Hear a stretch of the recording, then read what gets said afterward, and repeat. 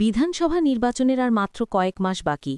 তার আগেই সংগঠন ঝাঁঝালো করতে মাঠে নামল তৃণমূল কংগ্রেস।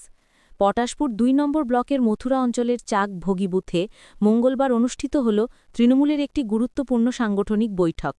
দলের লক্ষ্য একটাই, ভগবানপুর বিধানসভা কেন্দ্র থেকে মাননীয় মুখ্যমন্ত্রী মমতা বন্দ্যোপাধ্যায়কে পুনরায় বিপুল ভোটে জয়ী করা।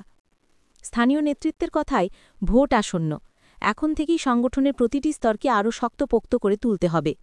বুথ স্তরে কর্মীদের সক্রিয় অংশগ্রহণই জয়ের মূল চাবিকাঠি।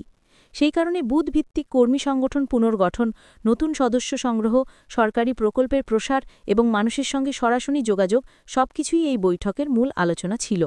সভায় উপস্থিত ছিলেন মথুরা অঞ্চল তৃণমূল কংগ্রেসের সভাপতি বরুণ কুমার গিরি। তিনি বলেন, গত ১০ বছরে এই এলাকায় উন্নয়নের হার বহুগুণ বেড়েছে। সেই উন্নয়ন মানুষের দরবারে পৌঁছে দিতে হবে। বিরোধীদের বিভ্রান্তিমূলক প্রচারের জবাব মানুষই দেবেন। অঞ্চল সহ সভাপতি কৃষ্ণেন্দু সনবিগ্রহী বলেন, বুথই আমাদের শক্তি। প্রতিটি পরিবারে পৌঁছানোর লক্ষ্য নেওয়া হয়েছে।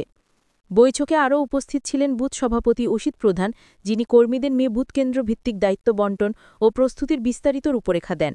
পঞ্চায়েত সদস্য গোপাল ঘাটা স্থানীয় সমস্যা সমাধান এবং সরকারি প্রকল্পের বাস্তব পরিস্থিতি নিয়ে মাঠ পর্যায়ে তথ্য তুলে ধরেন। বৈঠকে অঞ্চল ও বুথ স্তরের বিভিন্ন পদাধিকারী ছাড়াও উপস্থিত ছিলেন বহু কর্মী, মহিলা সদস্য এবং এলাকার বিশিষ্ট ব্যক্তিরা। স্থানীয়দের বক্তব্য, নির্বাচন এলেই শুধু নয়, সারা বছর মানুষের পাশে থাকার বার্তা এই বৈঠক স্পষ্টভাবে দিয়েছে। তৃণমূলের দাবি, সংগঠনের ওপর ভিত্তি করে মানুষের সমর্থন আগের তুলনায় আরও বাড়বে। ভোটের আগে এমন একাধিক বুথ সভা আরও করা হবে বলেও জানান দলীয় নেতৃত্ব।